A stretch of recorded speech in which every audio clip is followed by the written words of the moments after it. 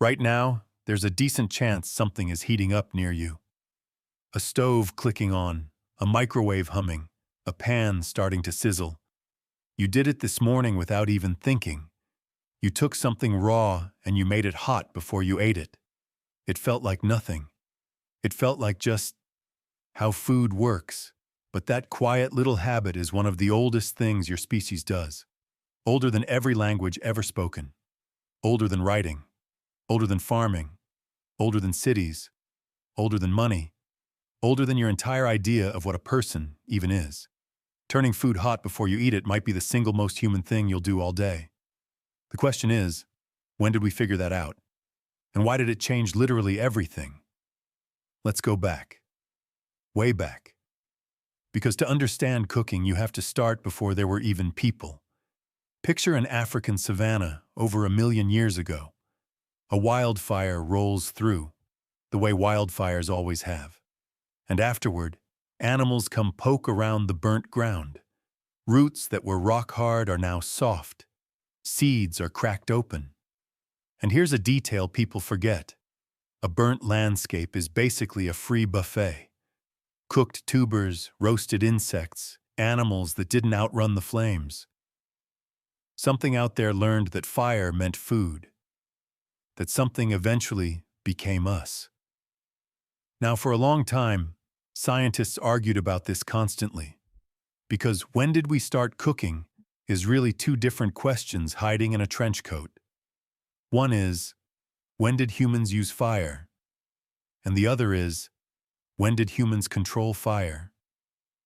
Finding a burnt bone near an old campsite doesn't prove anything. Lightning burns things. Wildfires burn things. You need proof it was on purpose. So where's the oldest solid evidence? For years, the strongest candidate was a site in Israel called Gesher, Benot, Yaa'qov, sitting around 780,000 years old. Researchers there found burnt seeds, burnt wood, and burnt flint.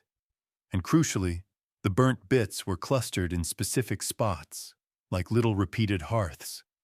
Not scattered like a random wildfire. Concentrated, deliberate. That's not fire happening to humans. That's humans using fire. But here's the thing. A lot of scientists think cooking is way, way older than that. Enter a Harvard primatologist named Wrangham, and honestly one of the boldest ideas in human evolution.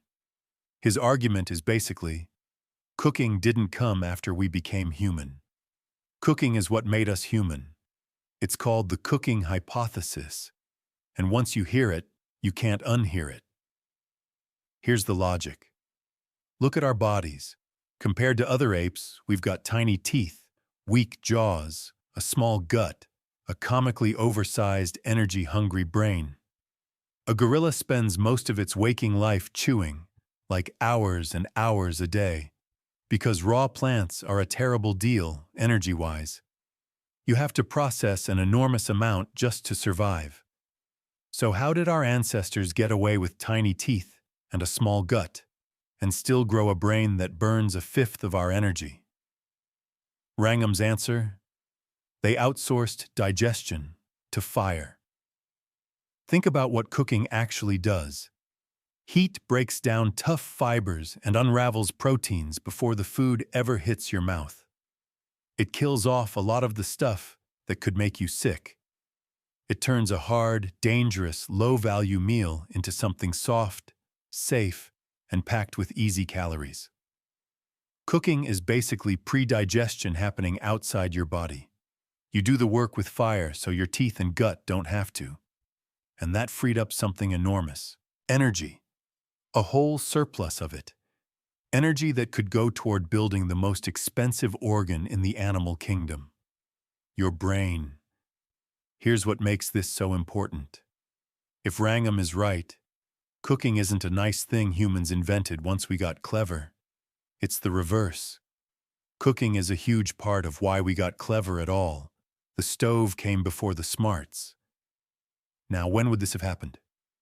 Wrangham points a finger way back, around 1.8 to 1.9 million years ago, at a human ancestor called Homo erectus. And Erectus fits the profile suspiciously well. Smaller teeth, a smaller gut, a bigger brain, a body built more like ours. Something in that era started eating a richer diet. Wrangham says the something was a campfire. Not everyone buys the early date, to be clear. The critics have a fair point. If Erectus was cooking 2 million years ago, where are all the ancient fireplaces?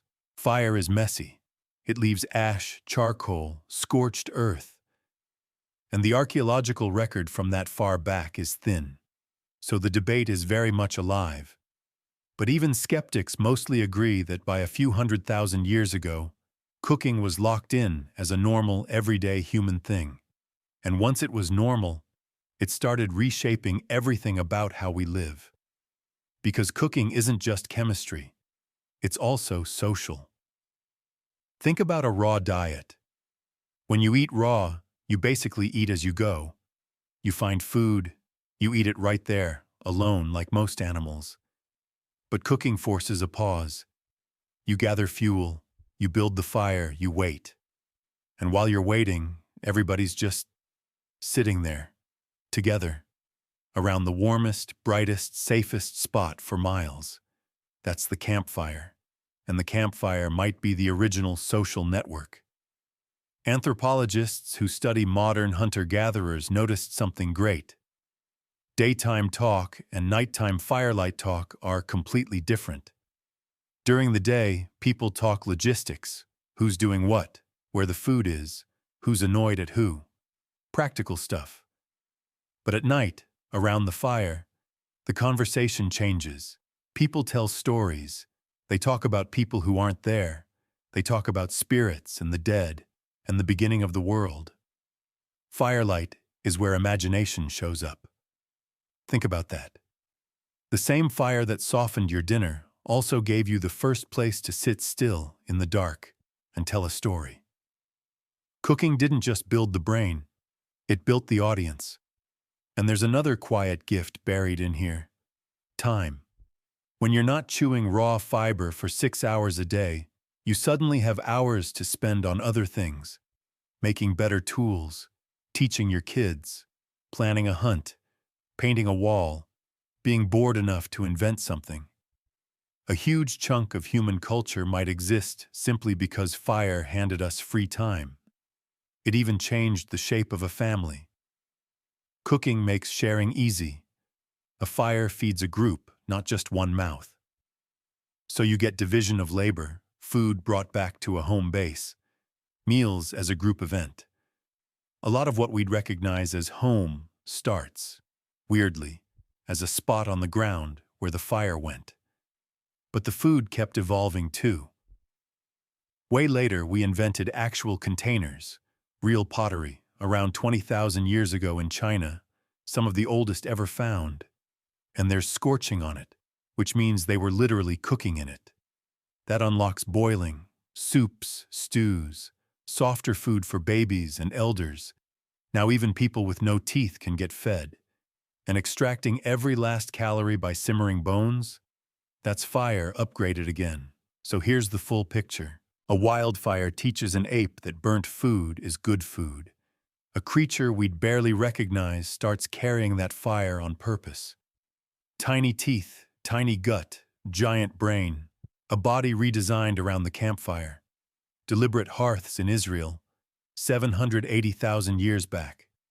Stories told in the dark. Free time turning into culture.